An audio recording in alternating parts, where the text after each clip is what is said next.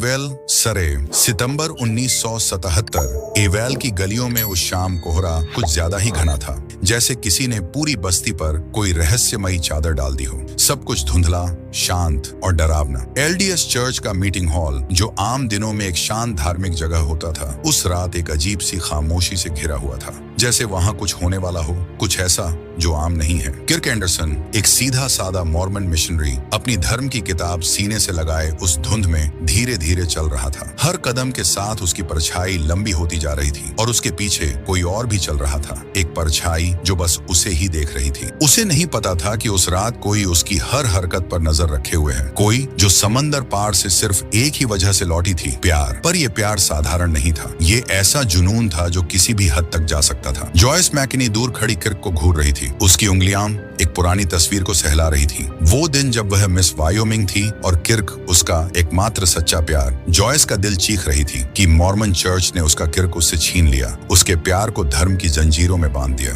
पर आज रात वो उसे छुड़ाएगी, चाहे इसकी कीमत कुछ भी हो। अपने भरोसेमंद साथी कीटमे को साथ लेकर जॉयस ने एक ऐसा प्लान तैयार की थी जो किसी फिल्मी सीन से कम नहीं था। नकली बंदूक, क्लोरोफॉर्म से भीगा कपड़ा और एक ऐसा खेल जो उसके पागलपन से भरा हुआ था। उसके दिमाग में बस एक ही बात घूम रही थी, किर्क को वापस पाना है, चाहे जैसे भी हो। उसके लिए ये कोई जुर्म नहीं था, ये तो बस प्यार की लड़ाई थी। प्यार में सब कुछ मंजूर है। किर्क, उसके होंठ बुदबुदा रही थी।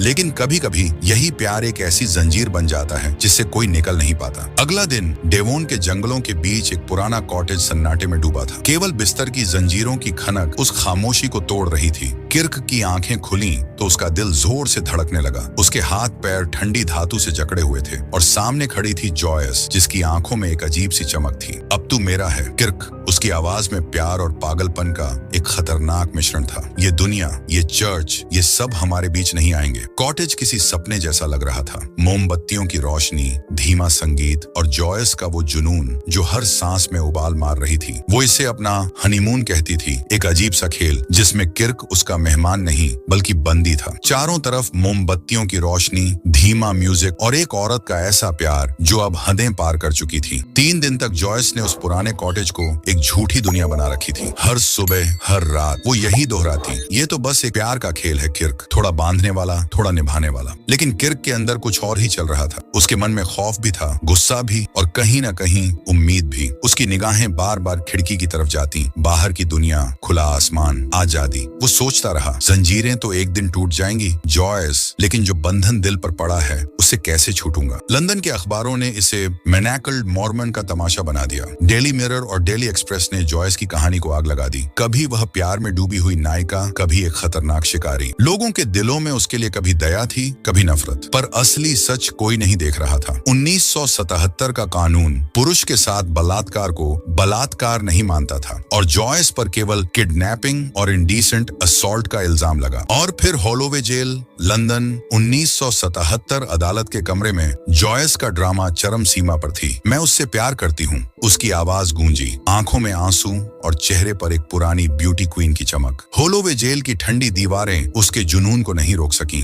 जॉयस बार बार मीडिया के सामने अपनी बात कहती रही, अपने इमोशंस दिखाती रही, चाहे वो सच्चे हों या दिखावे के हों। हर बार जब उसकी कहानी अखबारों की सुर्खी बनती, उसका नाम और मशहूर हो जाता। दुनिया को ऐसे सेंसेशनल ड्रामे पसंद हैं। लोग दुख, प्यार, पागलपन और विवाद को मनोरंजन की तरह देखते हैं। लेकिन अब जॉयस के लिए ये ड्रामा उसकी जिंदगी का एक हिस्सा बन चुकी थी। 1978 की एक सुबह जॉयस ने कानून को आंखों में धूल झोंक दी। भीड़ से नजरें चुराकर वो अचानक लापता हो गई, एक बाहरी गूंगी औरत का रूप बनाकर, जैसे किसी फिल्म का सीन हो। ब्रिटेन दंग रह गया, मीडिया चीख रहा था, अखबारों में हेडलाइनें गूंज रही थीं, पर जॉयस हवा में गायब हो चुकी थी। पीछे रह गया एक बेकाबू हंगामा और एक कानून जो अपनी ही कमजोरियों से लड़ रहा था, जहां किर्क जैसे पीड़ितों का कोई नाम ही नहीं था। साल 1984, Salt Lake City, Utah. Kirk को लगा था कि वो अपना अतीत पीछे छोड़ चुका है, लेकिन फिर जॉयस वापस आ गई। वर्क प्लेस के बाहर उसका इंतजार करती हुई, उसकी आंखों में वही पुराना जुनून। एक और गिरफ्तारी, एक और अखबार की हेडलाइन। लेकिन किर्क के लिए ये सिर्फ एक केस नहीं था, ये उसका पीछा करता अतीत था। साउथ कोरिया में जॉयस फिर लौटी। इस बार साउथ कोरिया में कुत्तों की क्लोनिंग करवाते हुए मीडिया फिर जाग गया। पुरानी कहानी फिर वायरल हुई। 2010 में टेब्लॉइड नाम की डॉक्यूमेंट्री आई और जॉयस एक बार फिर तमाशा बन गई। प्यार, सनक और पब्लिसिटी, उसकी जिंदगी अब शो बन चुकी थी। साल 2019, लॉस एंजल्स में जॉयस अब टूटी हुई थी, ना नौकरी ना घर, एक हिट एंड रन केस का आरोप। जिस औरत ने कभी किसी को जंजीरों में बांधा था, अब खुद अपने पागलपन की जंजीरों में जकड़ी थी। मैनिकल्ड मॉर्मन सिर्फ एक जुर्म नहीं था, ये एक आईना था। दुनिया को तमाशा चाहिए था, मीडिया ने उसे बेच डाला, कानून भी लड़खड़ा गया। जॉयस की कहानी एक सबक है कि जब प्यार हद से गुजर जाए तो वो जंजीर बन जाता है। अगर आपको ये कहानी दिलचस्प लगी तो लाइक, शेयर और सब्सक्राइब करना ना भूलें। ऐसी और सच्ची जुर्म की कहानियों के लिए आपका अपना चैनल फेटल क्लूज के साथ जुड़े रहिए